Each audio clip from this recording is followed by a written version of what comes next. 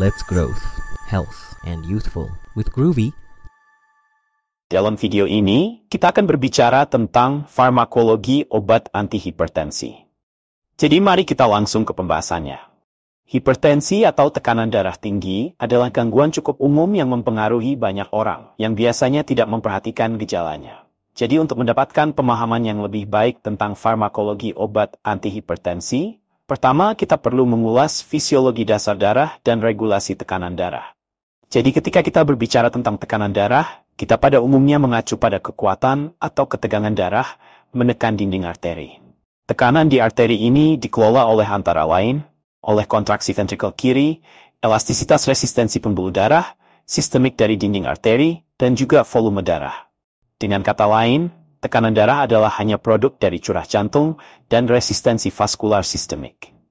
Ada beberapa sistem utama yang terlibat dalam pengaturan tekanan darah arteri.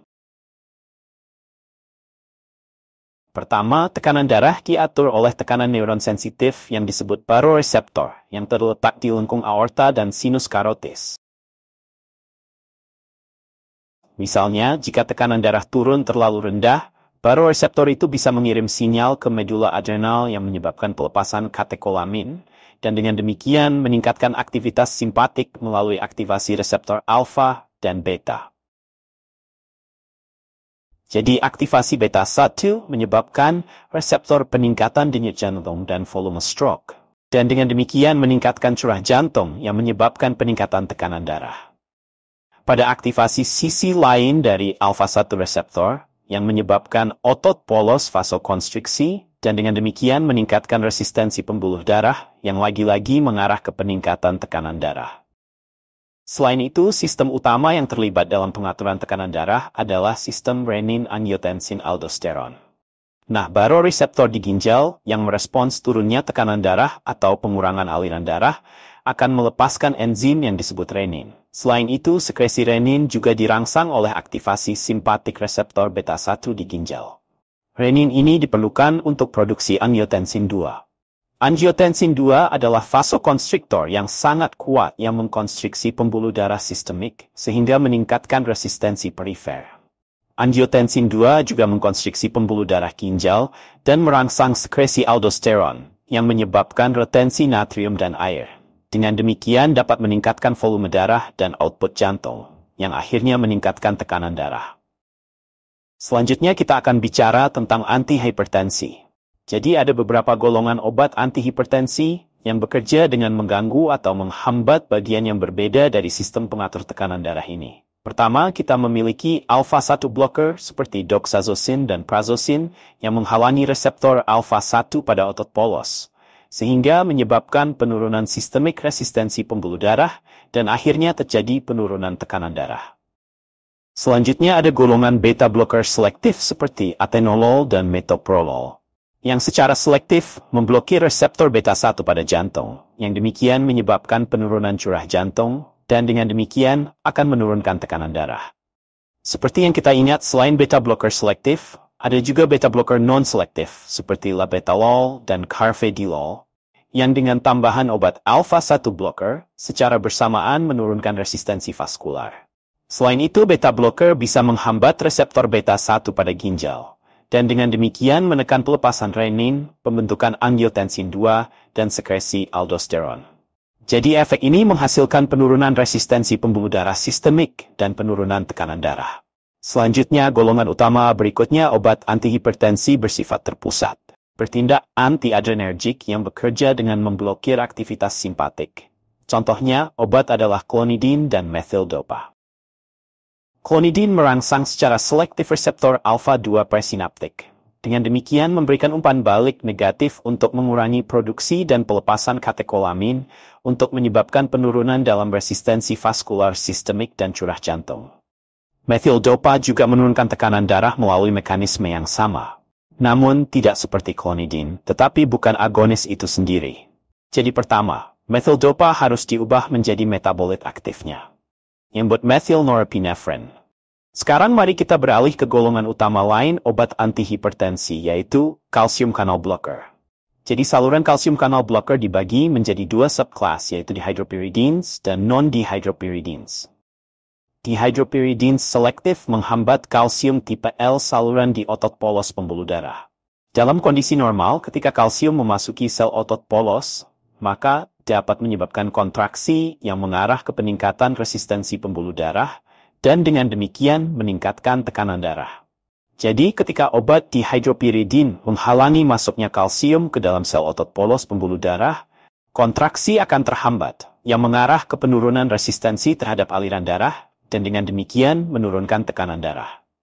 Contoh obat yang termasuk dalam kelompok ini adalah amlodipine, felodipine, nicardipine, dan nifedipine.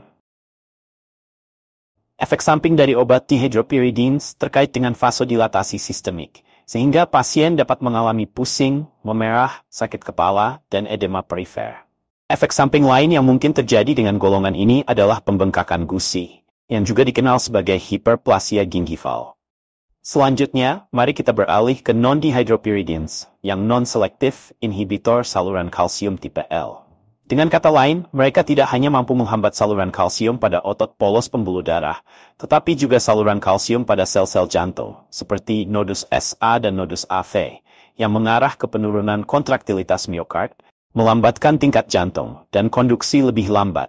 Karena sebabnya obat ini menunjukkan signifikan sifat antiaritmia. Sekarang penting untuk mengingatnya meskipun kontraksi jantung menurun, biasanya mengakibatkan penurunan keluaran jantung. Non-dihydropyridines tidak secara signifikan menurunkan curah jantung, kemungkinan besar karena refleks takikardia yang terjadi akibat vasodilatasi. Saat ini hanya ada 2 obat yang termasuk dalam kelompok ini, yaitu diltiazem dan verapamil. Selanjutnya, efek samping non-dihydropyridines dapat menyebabkan bradikardia yang berlebihan dan kelainan konduksi jantung. Selain itu, verapamil yang kebetulan menjadi saluran kalsium paling selektif blocker dapat menimbulkan hambatan signifikan saluran kalsium di otot polos yang melapisi saluran GI yang bisa mengarah ke konstipasi. Sekarang golongan utama obat antihipertensi berikutnya adalah diuretik, yang dimana ada 3 kelas utama diuretik yang digunakan dalam pengobatan. Pertama ada diuretik seperti furosemid yang bekerja dengan mengurangi reabsorpsi natrium klorida di ginjal, yang mengarah ke diuresis, signifikan dengan volume lebih sedikit di ruang pembuluh darah yang kurang dari darah jantung, sehingga curah jantung menurun, sehingga menyebabkan penurunan tekanan darah, terutama pada pasien dengan hipertensi berbasis volume dan penyakit ginjal kronis. Yang kedua adalah diuretik thiazid seperti hidrokhlorothiazid, yang juga mengurangi reabsorpsi natrium klorida di ginjal, tetapi derajat lebih kecil dari loop diuretik yang menyebabkan penurunan awal pada penurunan volume intravaskular pada output jantung, dan akhirnya menurunkan tekanan darah. Namun, efek jangka panjang pada volume darah minimal dan efek antihipertensi berkelanjutan diduga diproduksi oleh thiazid di induksi vasodilatasi. Yang terakhir diuretik hemat kalium seperti triamterene dan spironolactone yang meningkat diuresis dengan mengganggu pertukaran natrium kalium dalam ginjal atau dengan memblokir aldosteron, sering digunakan dalam kombinasi dengan diuretik loop dan diuretik thiazid untuk mengurangi kehilangan kalium yang bisa terjadi penggunaan obat ini. Sekarang mari kita beralih ke golongan obat antihipertensi yang lain, yaitu obat yang bekerja di sistem renin-angiotensin-aldosteron. Demikian di sini kita memiliki 3 farmakologis target yang dapat digunakan untuk mengurangi aktivitas angiotensin 2 yang bertanggung jawab menyebabkan tekanan darah untuk meningkat. Pertama kita ada renin, enzim yang bertanggung jawab untuk konversi angiotensinogen menjadi angiotensin 1. Jadi renin adalah target dari inhibitor renin, yang secara selektif menghambat enzim ini sehingga mengurangi produksi angiotensin 2. Contoh obatnya adalah aliskiren. Kedua adalah enzim pengonversi angiotensin yang bertanggung jawab untuk konversi angiotensin I ke angiotensin 2. Enzim ini adalah targetnya ACE inhibitor. Dengan begitu penghambatan renin, enzim pengonversi angiotensin juga menuntun terhadap penurunan produksi angiotensin 2. Namun apa yang membuat ACE inhibitor berbeda adalah bahwa selain menurunkan kadar angiotensin 2, mereka juga dapat meningkatkan kadar bradikinin. Bradikinin adalah peptida yang menyebabkannya pembuluh darah membesar dengan menstimulasi pelepasan oksida nitrat dan prostasiklin. Namun normalnya angiotensin converting enzim menonaktifkan bradikinin. Jadi bradikinin menginduksi vasodilatasi. Contoh obat yang termasuk dalam kelas ini adalah benazepril, captopril, enalapril, lisinopril, quinapril, dan ramipril. Selanjutnya ada angiotensin 2 reseptor tipe 1, atau reseptor AT1 untuk singkatnya. Jadi, pengikatan antara angiotensin 2 ke reseptor ini sebenarnya yang bertanggung jawab untuk sebagian besar efek, termasuk efek angiotensin 2 vasokonstriksi dan stimulasi pelepasan aldosteron. Reseptor ini adalah target angiotensin 2 receptor blocker atau ARB. Contoh obat-obatan yang termasuk kelas ini adalah candesartan, irbesartan, losartan, olmesartan, dan valsartan. Jadi dalam ringkasan obat yang bekerja di sistem renin-angiotensin aldosteron, baik memblokir produksi angiotensin 2 atau memblokir aksinya reseptor AT1, yang dimana akhirnya mengarah ke penurunan resistensi vaskular sistemik, tetapi tanpa perubahan signifikan dalam curah jantung. Tambahan, obat-obat ini mengurangi efek angiotensin 2 pada hemodinamik ginjal. Secara spesifik angiotensin 2 mengkonstruksikan eferen arteriol. Dengan demikian, menghasilkan kembali tekanan di glomerulus yang bisa menyebabkan cedera. Sehingga dengan mengurangi aktivitas dari angiotensin 2, obat ini juga meningkatkan aliran darah ginjal dan karenanya mengurangi risiko cedera ginjal. Selain itu, efek samping karena obat ini adalah menekan pelepasan aldosteron, yang penggunaannya dapat berkontribusi perkembangan hiperkalemia.